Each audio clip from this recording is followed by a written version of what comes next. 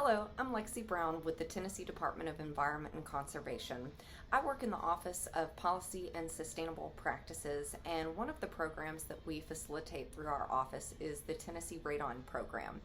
And today I wanted to do a couple of things. First, I wanted to share an introductory lesson for students about radon and give you some details about entering our poster contest, which is going to be open for any student age 9 to 14. And it's a fun, creative way to educate those you know about radon and reduce your risk for being exposed to it and win some cool prizes. So let's get started.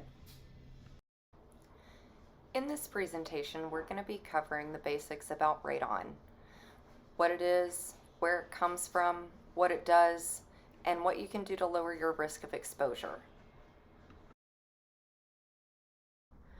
Radon is a naturally occurring radioactive gas that can accumulate in homes and other buildings and causes lung cancer over time. Radon gas is radioactive, which means that over time the atoms that make up radon change and they give off energy.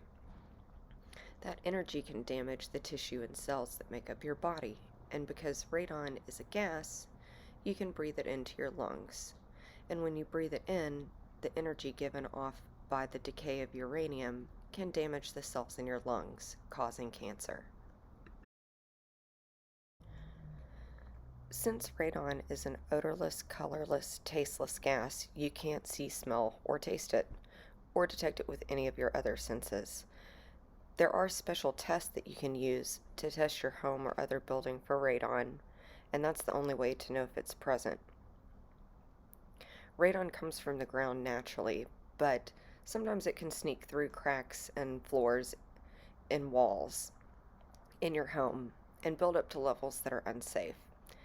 And when the level of radon goes up, the risk for developing lung cancer also goes up. So it's important to test your home and know what the level is inside so that you can fix it and reduce your risk.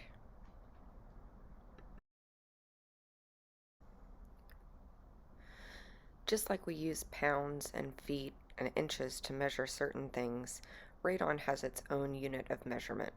It's called a picocurie per liter, and it measures the amount of radon molecules in 1 liter of air. The EPA, the Environmental Protection Agency, has set an action level of 4 picocuries per liter. That means that you should take measures to reduce the level of radon if your home is 4 picocuries per liter or higher.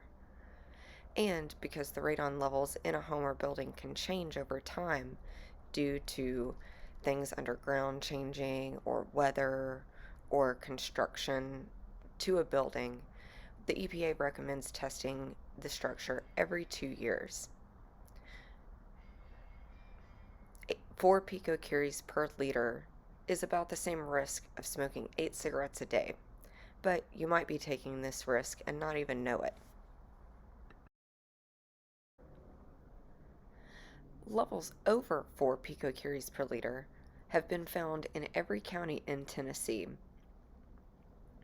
And when you take all the other states' averages for radon levels, Tennessee does come out a little bit higher than the national average. And more concentrated levels are typically found in East Tennessee. The primary reason for that is what's going on underground. In East Tennessee, there's lots of geological formations underground that make it easy for radon to come up through the soil and accumulate in your home.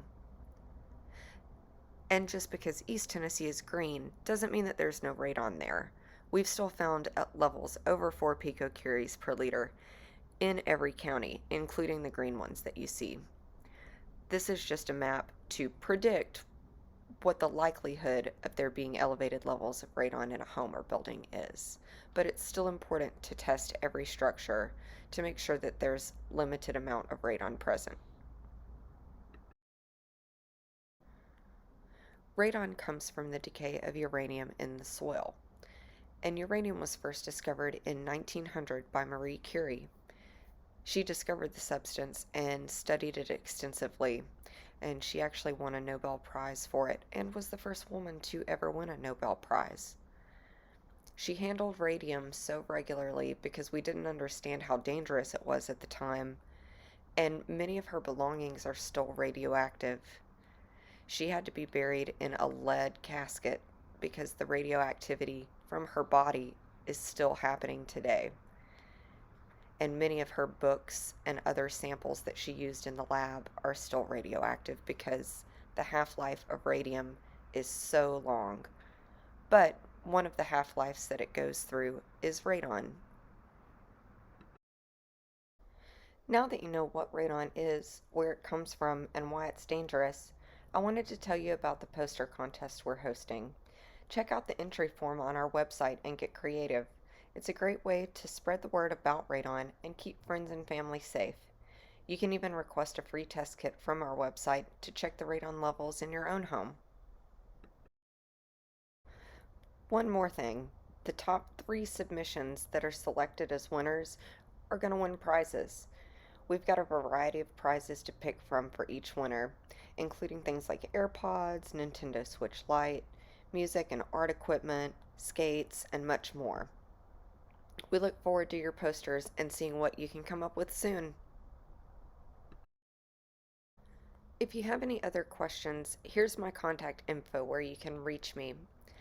The number 615-532-5944 is my direct number, or if you have any questions, you can email me at lexi.brown@tn.gov. Thanks.